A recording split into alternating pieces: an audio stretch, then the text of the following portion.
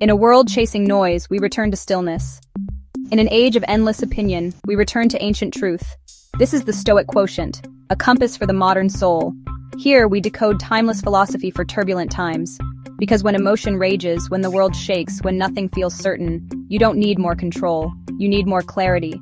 This is where the storm meets stillness. Today, let's investigate the measure of a civilization. If you want to know the soul of a nation, don't count its weapons. Don't study its economy. Don't be fooled by shining cities and loud men with microphones. Look instead at how it treats its women, its children, its elders. Because these are the sacred mirrors. They reflect the true character of any society. And if they are suffering, we are not as civilized as we claim to be. The Stoics, those ancient seekers of truth, taught us to live in accordance with nature, with reason, and with virtue. And they knew something modern society seems to have forgotten.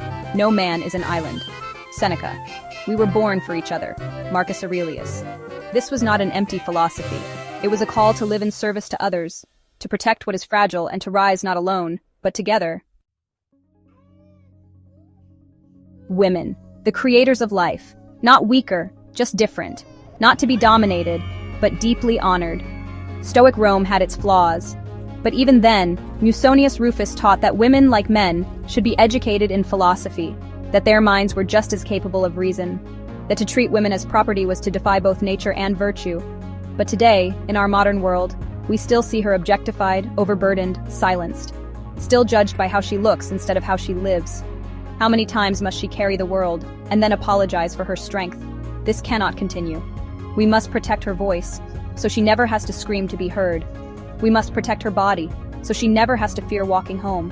We must protect her dreams, so she doesn't have to shrink to survive. Not because she is weak, but because we are stronger when she is free.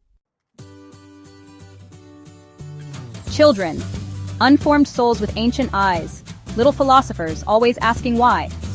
The Stoics believed in preparing the soul from youth, not through force, but through modeling virtue.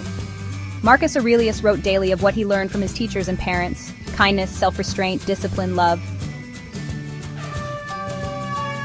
But what do our children learn now? From screaming screens and distracted parents? From systems more focused on test scores than tenderness? From a world moving too fast to notice their quiet suffering? We must do better. No child should feel unsafe in their own home. No child should carry the weight of adult mistakes. They need our protection, not as a shield to block the world, but as a lighthouse to guide them through it. We don't own them. We owe them a safer world. Because they are not just our future. They are our mirror, showing us who we really are. The elderly, the sacred library of humanity, flesh that has weathered decades, hearts that remember wars, births, losses, and love. To the Stoics, age was not something to hide. It was a teacher. Old age is a harbor of peace. Cicero, a contemporary of Stoics. But how do we treat our elders today? We tuck them away, we silence them when they slow us down. We pretend aging is a disease to be cured, instead of a victory to be celebrated. But a society that forgets its elders, forgets itself. They are not burdens, they are bridges. And if we listen, truly listen, they will remind us of what really matters. A hand to hold, a story passed down, a moment of presence, that is real wealth. So many of us are chasing power, status, distraction, while the very essence of humanity, its tenderness, its care, its sacred duty, is being abandoned.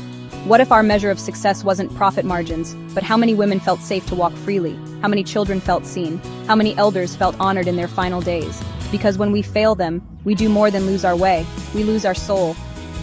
It's not a weakness to protect what is delicate. It's divine strength, to be the kind of man, the kind of woman, who watches over those who cannot yet fight for themselves, or who fought long enough. That is power. Let us return to wisdom, to virtue, to love in action, because when women are safe, children are cherished, and elders are respected, we don't just build a better world, we remember who we were meant to be.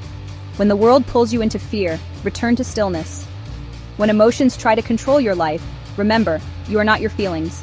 You are capable of calming in the fire, of discipline in the storm, of choosing virtue over reaction every single time. This is not a one-time listen. This is practice, a path, a mindset. So if this moved you, don't just scroll, like, share, subscribe, because your presence here matters. And there's someone out there, lost in the noise, who's waiting for this exact message. Be the one who brings it to them. You are not alone. You are not powerless. You are part of a new kind of strength. Keep coming back. Keep raising your Stoic quotient. Until next time, walk with courage and live with clarity.